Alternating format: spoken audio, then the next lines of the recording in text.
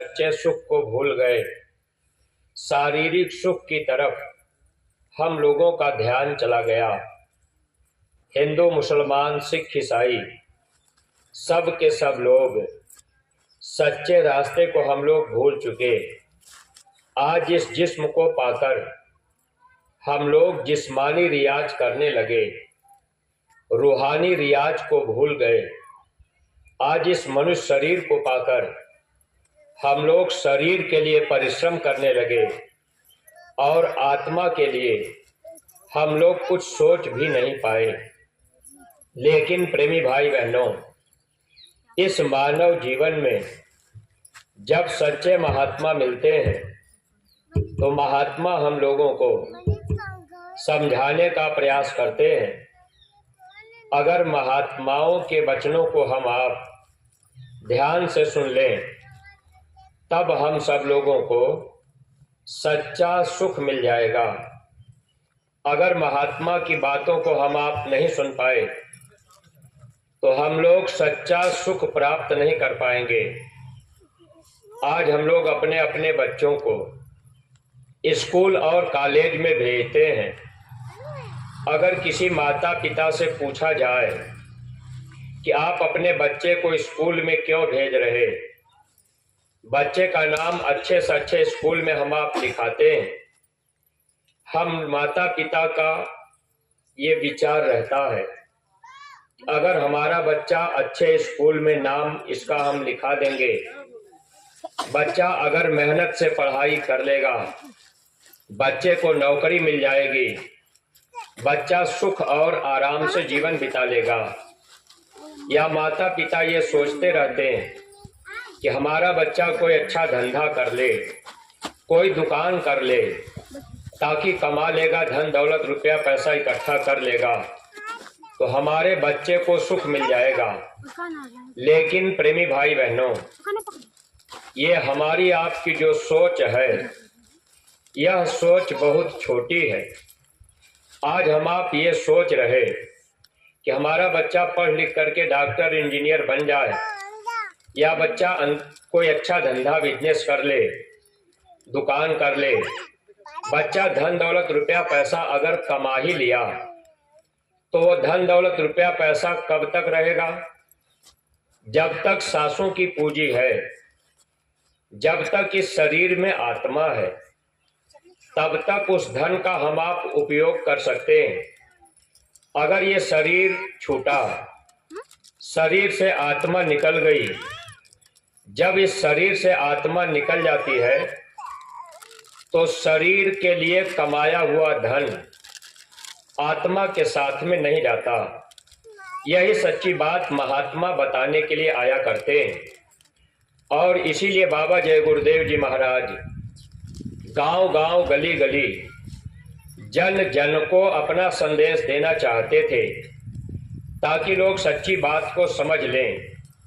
लेकिन प्रेमी भाई बहनों, अब हम सब के सब लोग सच्चा सुख पाएंगे कैसे? जब हम आप आध्यात्मिक विद्यालय में अपना नाम लिखवा लेंगे, तब हमको आपको स्पिरिचुअल टीचर मिल जाएंगे। तब महात्मा आत्मा का धन कमाने का रास्ता बता देंगे।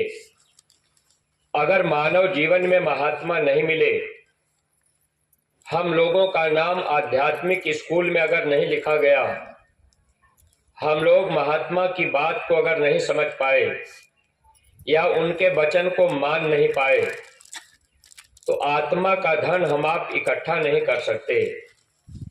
दुनिया का धन इकट्ठा करने के लिए, शरीर का धन इकट्ठा करने के लिए, हम आप भौतिक ज्ञान प्राप्त करने के लिए किसी न किसी को अपना गुरु बना लेते हैं।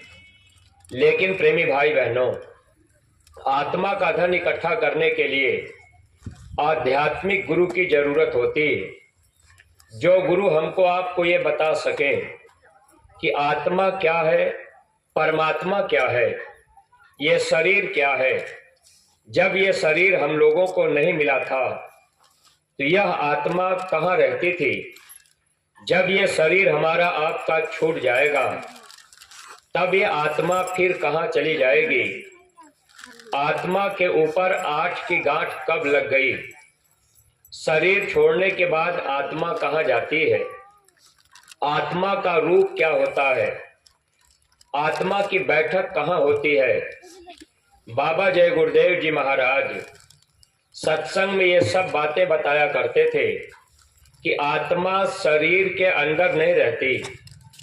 अगर आत्मा शरीर के अंदर होती तो डॉक्टर और वैज्ञानिक अल्ट्रासाउंड में आत्मा को भी पकड़ लेते।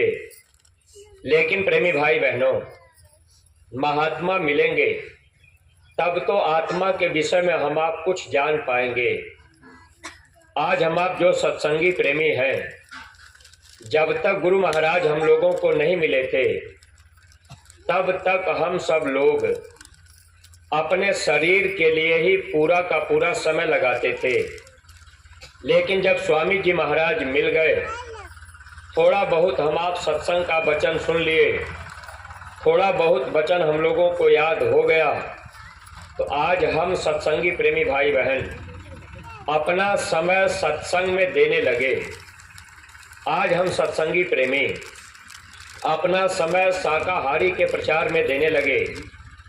आज हम आप सत्संगी प्रेमी सत्संग सुनने के वजह से ही अपना तन और अपना धन गुरु के आदेश में हम आप खर्च करने के लिए तैयार हो गए।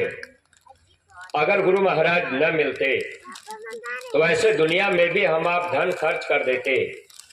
लेकिन प्रेमी भाई बहनों, जब तक मानव जीवन में सच्चे महात्मा नहीं मिलते तब तक हम आप दुनिया में तीर्थ व्रत करने में, पूजा पाठ करने में, गंगा जमुना में स्नान करने में या गांव घर में कोई मंदिर बनवाने में चाहे जितना धन खर्च कर दें, वह धन हमारा आपका बेकार जाता है।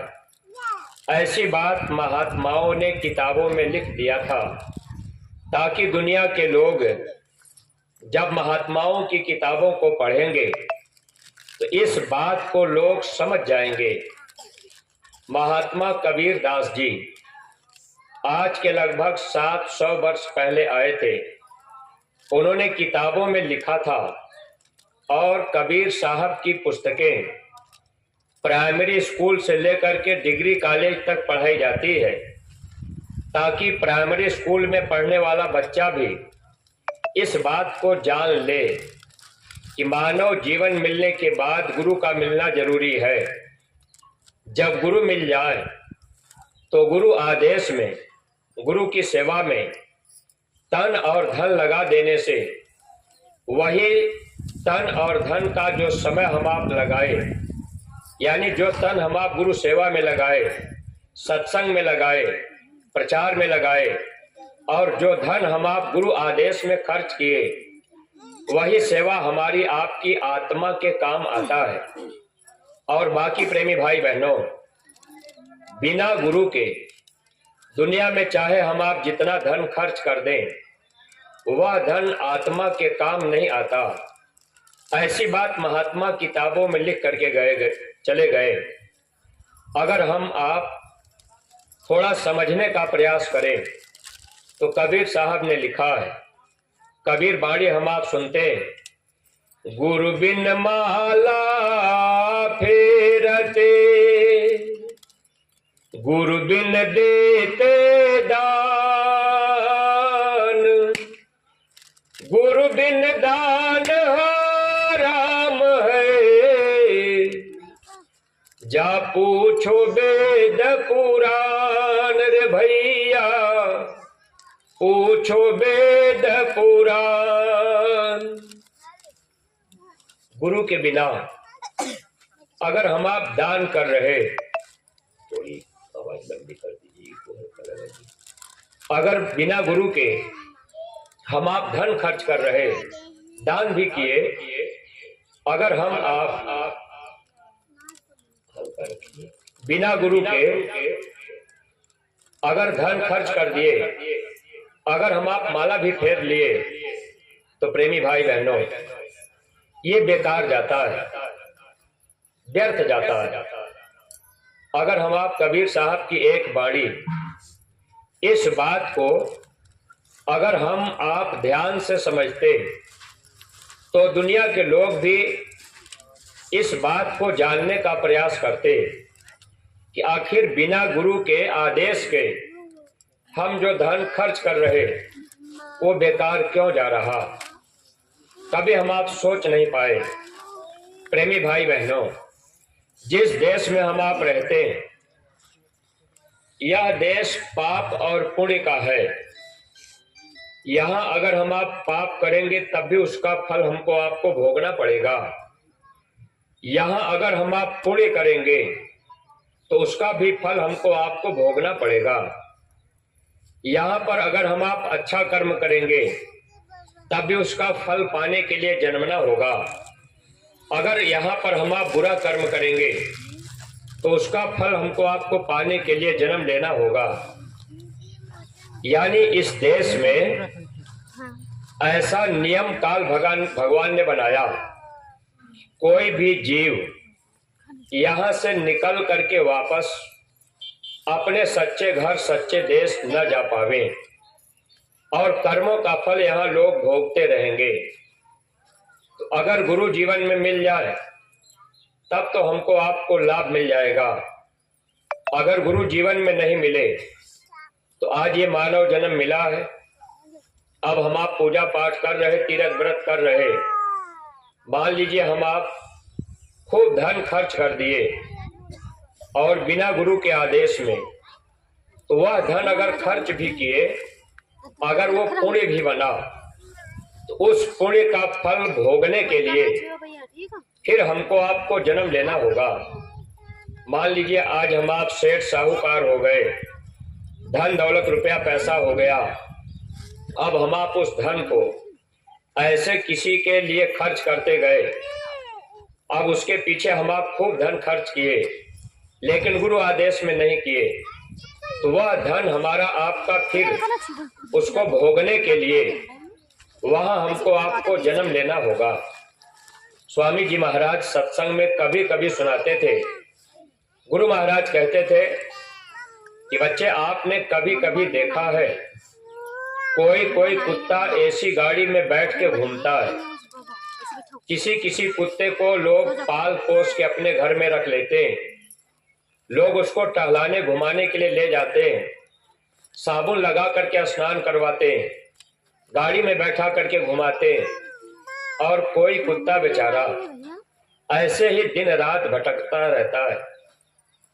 गुरु महाराज ने कहा ऐसा क्यों?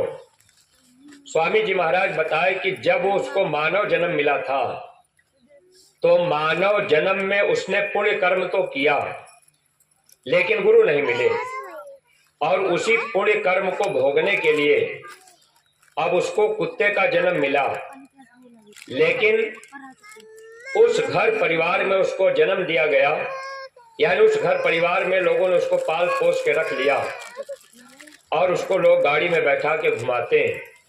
मानव जन्म में किया हुआ अच्छा कर्म अब अगले जन्म में वहां जा करके कुत्ता बन करके हमको आपको भोगना पड़ रहा। अब ये आत्मा फिर वहां जाती। इसीलिए महात्मा कबीर साहब किताबों में लिखे थे, कबीर गुरु की भक्ति बिन राजा गधा होए। अगर इस मानव जीवन में गुरु नहीं मिले और गुरु की भक्ति हम आप नहीं कर पाए तो राजा को भी गधे का जन्म दिया जाता है। महात्मा फिर इस बात को लिखे, कबीर गुरु की भक्ति बिन नारी कूकर होए।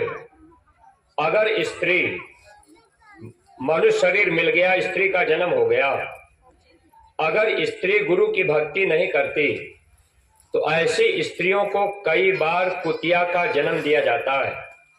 यानी ये जीव फिर 84 में अपने कर्मों का फल भोगने के लिए जाता है। सत्संगी प्रेमी भाई बहनों, हम लोगों का सौभाग्य, हम लोग कभी जानते भी नहीं थे, कभी चाहते भी नहीं थे, लेकिन स्वामी जी महाराज हम लोगों को मिल गए और हम लोग थोड़ा बहुत सत्संग सुन लिए।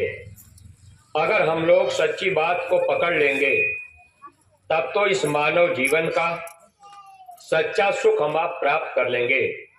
यानी महात्मा जब जीवन में मिल जाते हैं तो महात्मा का प्रयास होता है कि ये जीव अधिक से अधिक आत्मा का धन इकट्ठा कर ले।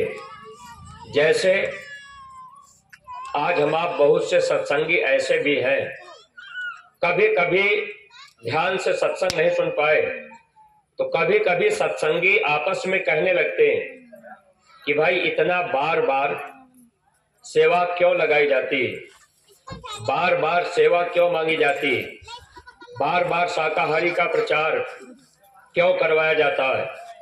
कभी कभी सत्संगी कहते हैं कि आखिर बार बार सत्संग में हम क्यों जाएं, बार बार हम सेवा क्यों दें। ऐ सत्संगी प्रेमी भाई बहनों, अगर हम आप सच्ची बात को नहीं समझेंगे तो नुकसान अपना होगा। दुनिया के लोग माने ना माने, क्योंकि दुनिया के लोगों को सत्संग नहीं मिला, महात्मा नहीं मिल पाए।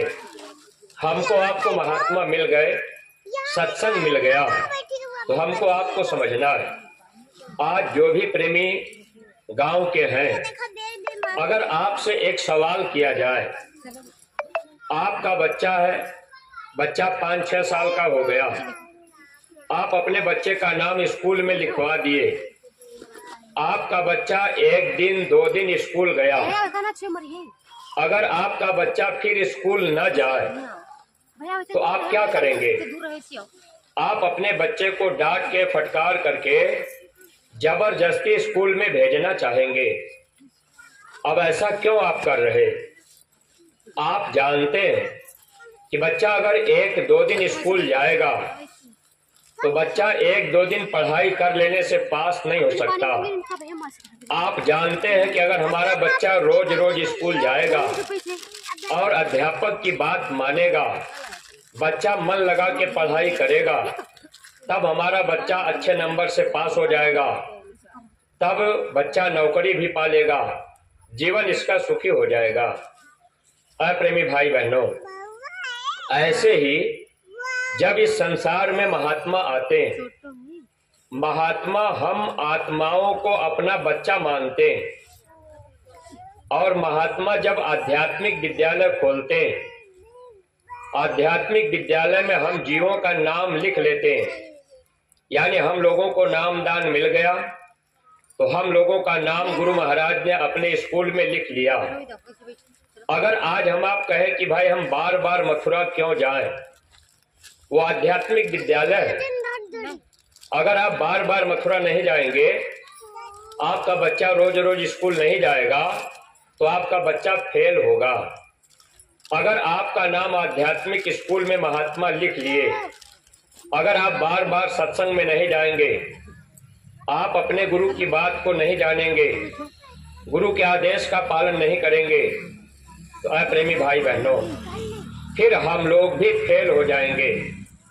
आध्यात्मिक विद्यालय में नाम लिखवाकर अगर हम आप फेल हो गए तो कहाँ जाना होगा?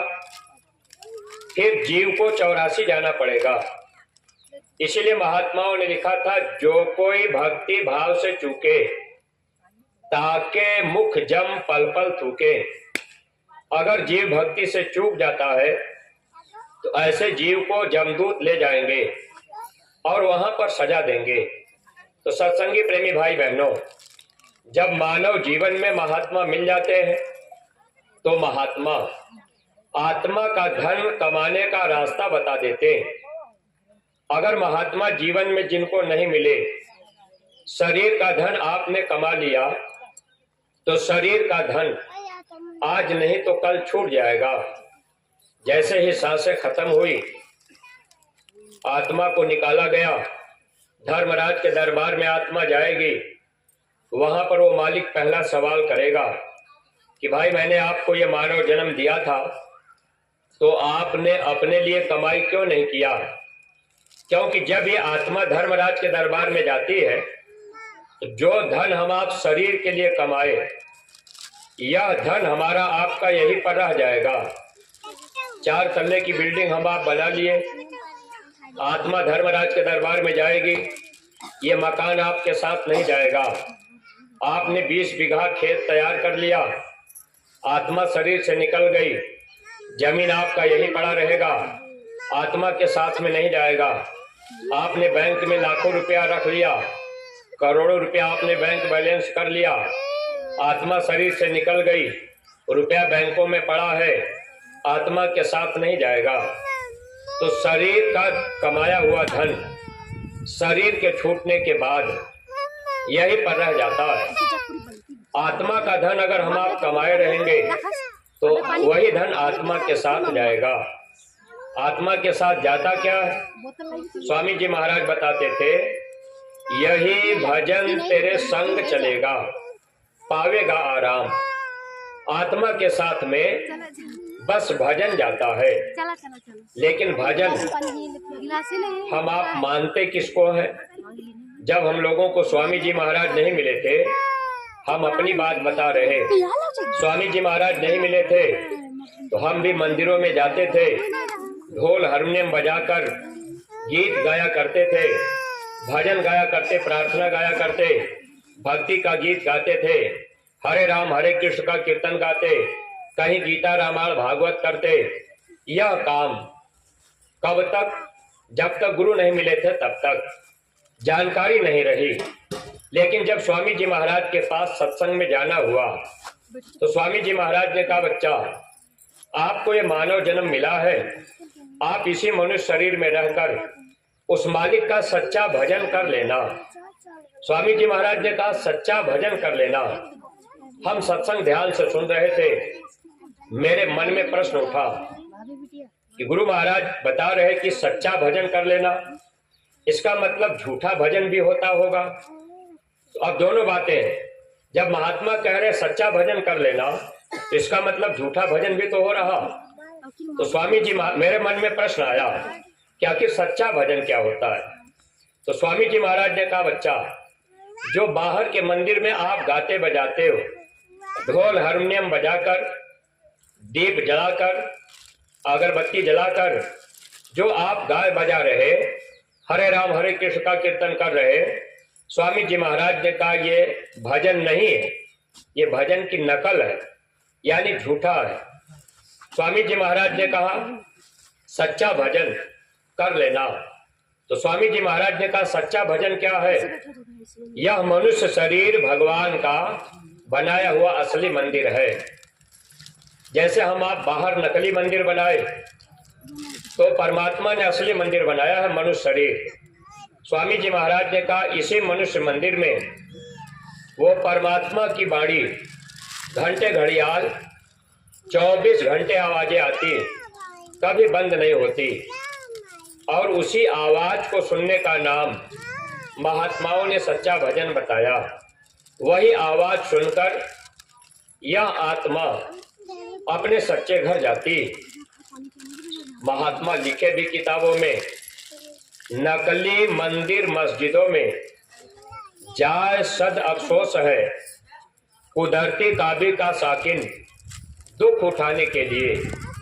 महात्मा लिखे कि है इंसान, अगर आप नकली मंदिर और मस्जिद में जा रहे, ये दुख की बात है, अफसोस की बात है। कुदरती काबे का साकिन दुख उठाने के लिए, यानी हमको आपको ये मनुष्य शरीर, कुदरती काबा, असली भगवान का मंदिर मिला। महात्माओं ने लिखा कि अफसोस की बात है कि आप असली मंदिर पाकर नकली मंदिर में आप जा रहे भजन करने। स्वामी जी महाराज सत्संग में सुनाने लगे कि महात्मा लिख दिए किताबों में, कुदरती काबे की मेहराब में सुन गौर से, आ रही धूर से सदा, सदा माने होती है आवाज, आ रही धूर से सदा तेरे बुलाने के लिए। गुरु महाराज कहने लगे, बच्चा इसी मनुष्य मंदिर में दोनों भवों के बीच में जहां माताएं बहनें विद्या लगाती, भाई लोग चंदन, दुनिया में लोगों से पूछा जाए कि भाई आप तिलक चंदन माथे पर क्यों लगाते, पेट में या पीठ में क्यों नहीं लगाते? प्रेमी भाई बहनों, ये बातें कोई कोई बता पाएगा। जब महात्मा मिलेंगे, सत्संग मिलेगा तो बात समझ में आ जाएगी। तो कुदरती काबे की मेहराब में सुन गौर से, मेहराब कहते हैं दोनों भवों के बीच में। अब इसी में आवाज आ रही है, धूर धाम से अनामी धाम से, ऊपर के लोकों से आवाज आ रही। वह आवाज कभी बंद नहीं होती। उसे महात्माओं ने अनहद वाणी भी कहा, यानी वो कभी बंद होती ही नहीं।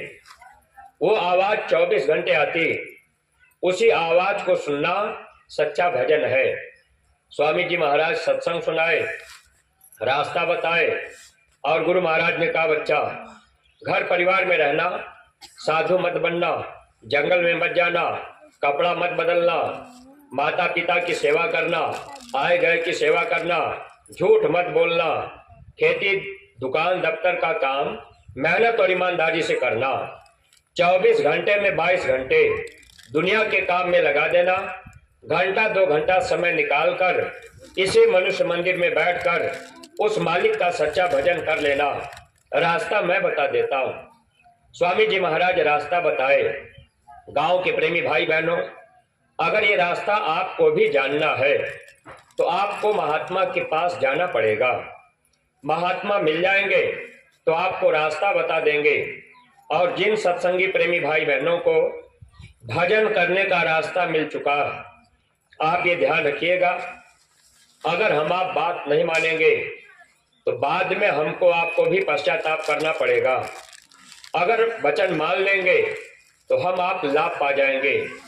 अगर हम आप घर परिवार में रहते, चाहे कितना भी जरूरी घर गृहस्थी का काम हो, आप अपना काम कीजिए, लेकिन अपने गुरु का वचन जरूर मानिए, क्योंकि आपका नाम स्कूल में लिख लिया गया है। अगर गुरु की बात मानेंगे तो आप पास हो जाएंगे।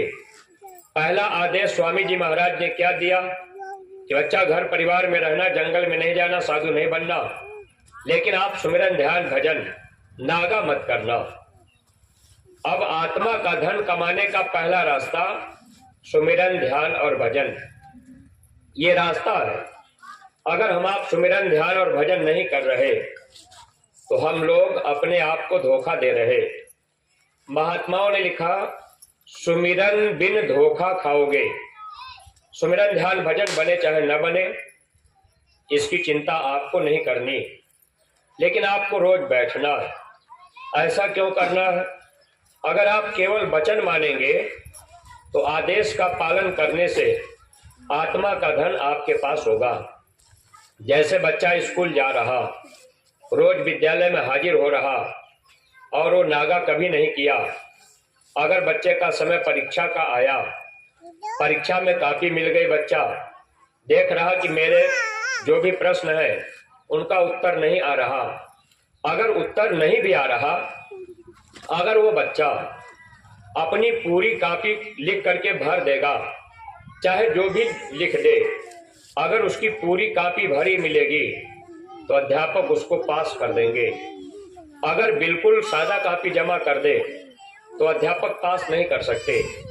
ऐसे ही सुमिरन ध्यान भजन बने चाहे न बने, लेकिन नाम जब लिख लिया गया तो आप इतना तो ध्यान रखिए, रोज रोज बैठा करिए। भले माला करते करते गिर जाए, कोई बात नहीं। भजन में आप बैठ गए, नींद लग गई, आप सो गए, अगर कान में उंगली लगी है और आप लेट के ही भजन कर रहे, धर्मराज के दरबार में जहां हिसाब होगा वहां पर गुरु भी रहेंगे और ये बताएंगे कि ये मेरा जीव भजन कर रहा है। अब आप माला कर रहे, माला आपकी गिर गई, नींद में आप हो गए, धर्मराज के दरबार में ये दिखाएंगे ये मेरा बच्चा सुमिरन कर रहा है। अब आप भले सोए पड़े, माला अलग पड़ी, लेकिन प्रेमी भाई बहनों, अगर नहीं बैठेंगे तो हम सब लोग लाभ नहीं पा सकते। इसलिए अपने सत्संगी प्रेमियों को सच्ची बात समझना जरूरी है। आपको ये ध्यान रखना है, सुमिरन ध्यान भजन नियमित करना है। जो आदेश हो जाए गुरु दरबार से उसका पालन करना जरूरी है, और यही भक्ति, इसी में हमारा आपका बचाव होगा। वैसे हम आप बच नहीं पाएंगे। जैसे आज हम आप बहुत से सत्संगी हैं, कहने के लिए हम आप सत्संगी, सत्संगी किसको माना जाएगा? जो गुरु के वचन का संग करे, अगर गुरु के वचन का संग नहीं है तो हम आप सत्संगी नहीं माने जाएंगे। बेस लगा है क्या? थोड़ा सा हल्का सा लगाइए, गला पकड़ रहा है। प्रेमी भाई बहनों, देखिए महात्मा चाहते क्या है। महात्मा हम लोगों को हमेशा लाभ देना चाहते हैं। आदेश का पालन भक्ति इतना सब लोग जानते हैं। एक आदेश महाराज जी ने किया था, हर सत्संगी प्रेमी भाई बहन अपने घर में गुल्लक रखें, 1 रुपया सेवा रोज डालें। लेकिन कुछ दिन तक हम लोग कुछ प्रेमियों ने किया, बाद में मन ने धोखा दिया कि भाई इतना दिन तो हमने ये सेवा कर लिया, अब मन ने धोखा दे दिया, करे इकट्ठा ही दे देंगे 500 रुपया, 1-1 रुपया रोज रोज क्यों डालें। किसने किया? मन में। यहाँ हमको आपको समझना, हम सब लोग आत्मा। स्वामी जी कहते थे जहाँ माताएं बहनें विद्या लगाती भाई लोग चंदन, यहाँ पर ये 2 पंखुड़ी का कमल है। बाएं तरफ मन का निवास है, ये बायां अंग काल का है, अशुद्ध माना जाता है। ये मन काल का आदमी है, ये मन काल का एजेंट है। ये मन जो है आत्मा का दुश्मन है। दाहिनी तरफ आत्मा रहती, ये दाहिना अंग दयाल का। आत्मा दयाल देश से आई, संत दयाल देश से आते हैं। अब यहाँ पर हमको आपको ये समझना है कि हम सब के सब लोग आत्मा हैं। आत्मा का साथी कौन है? सतगुरु। और आत्मा का दुश्मन कौन है? मन। ये बातें अगर हम आप समझ लें तो प्रेमी भाई बहनों, तो जो बात मन कहेगा, जो काम हम आप मन के कहने में करेंगे, इससे क्या होगा? हम आप दुश्मन की बात मानेंगे। तो जब दुश्मन की बात मानेंगे, यह दुश्मन हमको आपको फिर रोकेगा और कर्मों का फल देगा। अगर हम आप दोस्त की बात मानेंगे तो दोस्त क्या करेंगे? आपको बचाएंगे। जैसे मान लीजिए अगर आप कहीं मुसीबत में फंस गए, आपका दुश्मन आपको घेर लिया, तो दुश्मन आपको मारना चाहेगा। संजोग से आपका दोस्त वहां आ गया तो दोस्त आपको बचाना चाहेगा। ठीक यही चीज हम आप बीच में है। मन आत्मा का दुश्मन है और हम लोग आत्मा है। आत्मा के दोस्त सदगुरु हैं। अगर हम आप ये जान लें कि गुरु की बात मानेंगे तो गुरु हमको आपको बचा लेंगे। अब मन ने क्या काम किया? धोखा दे दिया। 1 रुपया सेवा रोज रोज क्यों डालेंगे? ऐसा करते हैं कि 500 रुपया चलेंगे, वही मथुरा में महाराज जी को 500 रुपया पकड़ा देंगे। अब मन ने रोक दिया, गुरु की बात को मन ने काट दिया। प्रेमी भाई बहनों, हम आप सोच रहे कि हम भक्ति कर रहे हैं, लेकिन ये भक्ति नहीं। यहाँ हम आप धोखा खा गए। मन हमको आपको रोक लिया, नुकसान अपना हो रहा है। धर्मराज के दरबार में आत्मा जब जाएगी तो वहां पर काल भगवान बहस करेंगे, कहेंगे ये जीव आपकी बात को नहीं माना। गुरु कहेंगे कि नहीं, इसने तो सेवा किया है। काल भगवान कहेंगे आपने कहा था गुल्लक में 1 रुपया रोज डालते रहना, तो इसने नहीं डाला। अब आप 500 रुपया एक ही बार में दे दिए। वो कहेगा कि ये बात आपके नहीं माना, ये मेरी बात माना। यानी मन क्या करता है? गुरु की बात काट करके सेवा करवाता है। प्रेमी भाई बहनों, ये मन का काम है और मन हमको आपको हमेशा रोकता है। मन चाहता ही नहीं कि ये जीव भक्ति कर ले। अब बहुत से सत्संगी प्रेमी हैं, जैसे अभी महाराज जी का कार्यक्रम आपके जनपद हरदोई में होना है और लगभग 50 कार्यक्रम महाराज जी के होंगे। पूरे हरदोई में लगभग महाराज जी 50 दिन रहेंगे। आपके बेहंदर ब्लॉक में भी 2 कार्यक्रम होने की संभावना है। लेकिन प्रेमी भाई बहनों, अगर हम प्रेमी जब अपना इरादा और अपना भाव अपने गुरु के प्रति पहले से नहीं